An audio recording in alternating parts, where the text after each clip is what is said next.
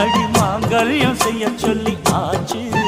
உயிலும் பேரையும் என் பேரையும் ஒன்னாக கூவச்சு. அடி மீனா பொண்ணு மாசியில் போட்டா மாறா பொண்ணு.